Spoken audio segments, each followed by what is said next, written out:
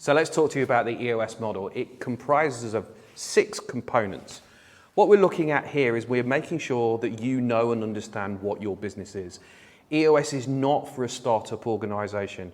We make the assumption that you know who you are and who your customers are and what businesses that you serve. So we're then looking at 6 different components. The first one is about vision. We've got this thing called the VTO, a 2-page strategic document which helps you understand where you're heading in the future, but drilling it all the way down to knowing and understanding what you need to do in the next 90 days.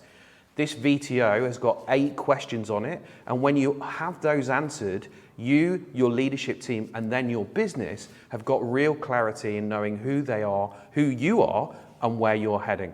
The second thing around having a vision and understanding it is making sure that everybody within the organisation knows and understands. We call this shared by all. The second component of the EOS model is people. You've probably heard the phrase before, making sure that you've got the right people in the right seats.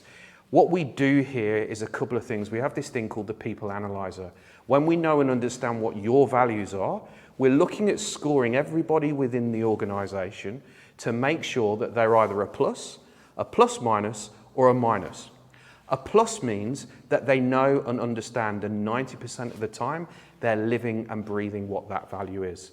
Plus minus, 50-50, on a good day, on a bad day, and minus 90% of the time they're not living the value. So as a really quick go round, we're able to establish if we got the right people within our organisation. If we have, great. If we haven't, what do we need to do? Do we need to help them understand who we are and what we're about and where we're heading? And are they on the bus or are they off the bus? And we need to let them go? Or do we need to support them in helping them understand what the expectations are of the organisation, but also of them?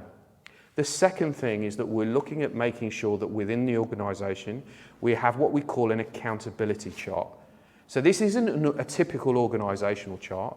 We're talking about having an accountability chart. This is about mapping out every single 90 days, what does this business need to look like in the coming months ahead? We're looking at role first, and then we're looking at putting the people in the place.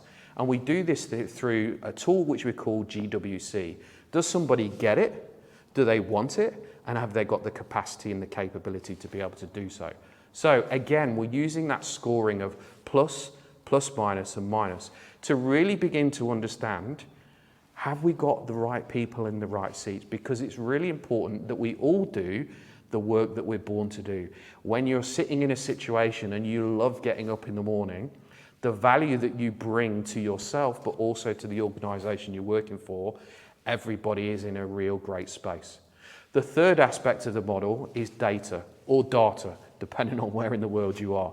This is about making sure that we've got a scorecard on a weekly basis, that we're tracking the leading and the lagging indicators to ensure that the boat is going to go faster. When we're tracking the right things, we know and understand whether we're performing or not performing. If we're performing, great. If we're not performing, what do we need to do to tweak and measure to be able to twist and make things different to be able to achieve what we're looking to achieve? And we're looking at making sure that everybody within the organisation is responsible and owns and has a measurement that they are responsible for. This means that people are taking ownership, responsibility, and accountability.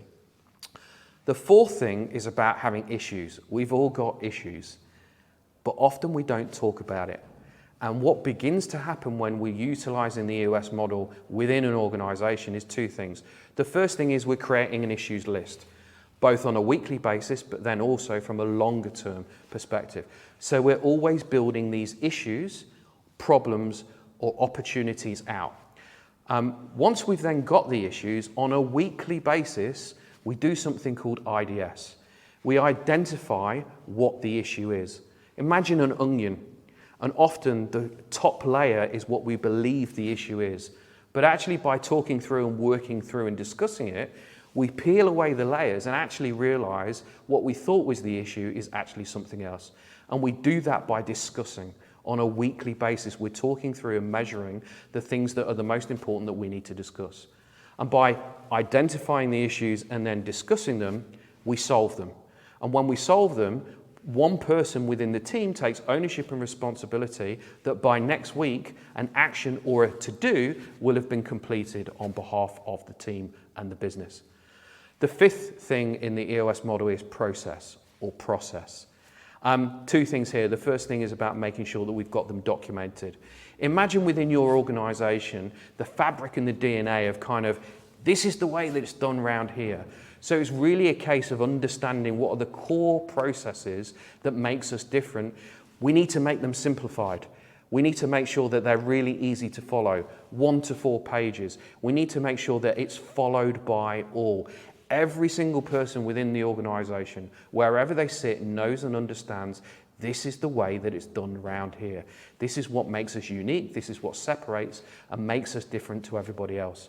When everybody is following the process, then we make sure that the boat is going faster. The final thing on the EOS model is traction.